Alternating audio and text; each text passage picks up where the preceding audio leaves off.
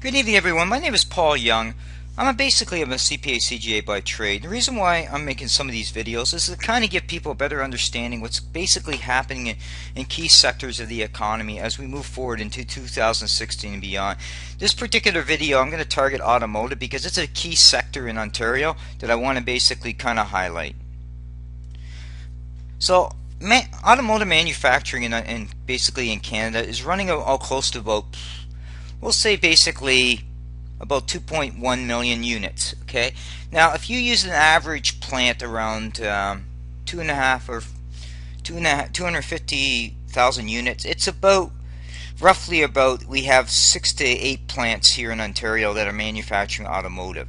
Now the reason why I want to highlight that here, many years ago we used to have a lot more automotive plants. We've seen plant closures like in Talbotville, shutters of plants in Windsor as well as in Oshawa. So we've seen a drop in capacity. Now everybody says it blames it all on the Canadian dollar, different aspects. There's multiple aspects that come into play. Automotive production has slowly been moving to the deep south to non-unionized environments since the 1990s. Texas itself actually produces more vehicles than all of Michigan, so you need to bear that in mind as you're looking at through analysis. Now this particular graph kind of shows you where we spiked up in 2000 in terms of where we're producing about 3 million units of vehicle production. Now look at where we are. We're barely almost like 2.5 million units now, but we've seen some constant ability between 2.2 and 2.5 million units where we produced. We've only added one major new plant in Canada, and that's a Toyota plant at Woodstock, Ontario. We've seen drop in capacity from Ford. We've seen a drop in capacity from Chrysler, and we've seen a drop in capacity from General Motors.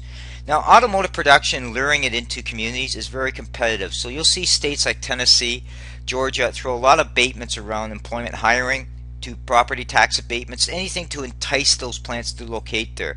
So it gets pretty nasty. But it's not just about the enticements, it's also about the overall cost. Ontario's cost position has changed significantly over the past few years, and that's what you'll see in the next slide. Well, in Canada's case, especially Ontario, hydro rates have gone up significantly over the past 5 to 6 years. That drives up a key component of the overhead cost of production along with labor rates. So labor rates itself were masked when we have a low Canadian dollar. So we have that delta in the dollar that allows us to kind of be competitive. Well, when we're a high dollar, that means our labor rates are pretty much have to be competitive with what's happening in the UAW rates within the US. Payroll taxes. So Ontario government's proposing Ontario Registered Pension Plan or other sort of hikes to taxes that will impact businesses as well.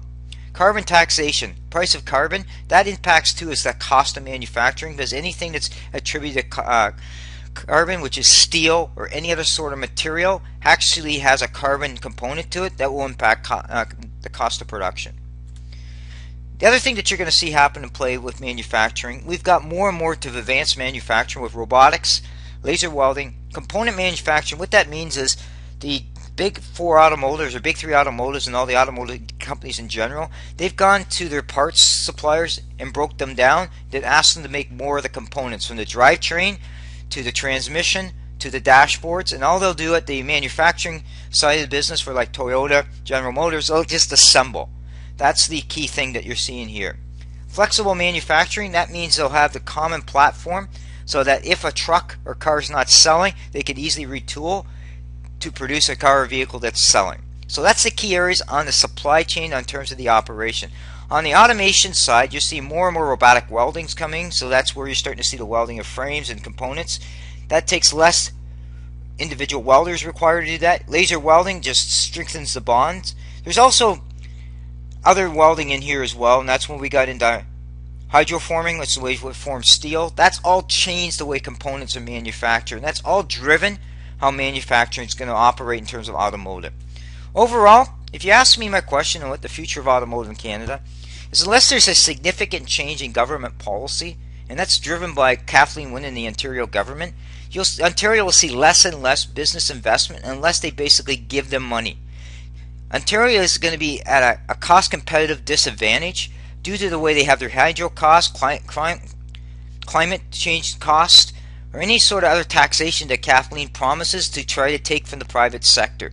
That's basically going to impact where business investment goes.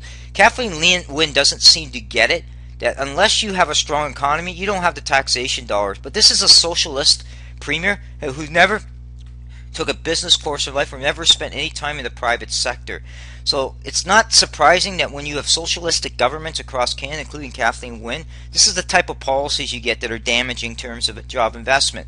It's easy to say that we have a struggling middle class, but if you've got a government that'll do anything to solicit more money from the private sector, that's what you're going to see. So you're seeing key quotes here from Magna, who said there'll be no new plants due to the hydro costs as well as the pension plan.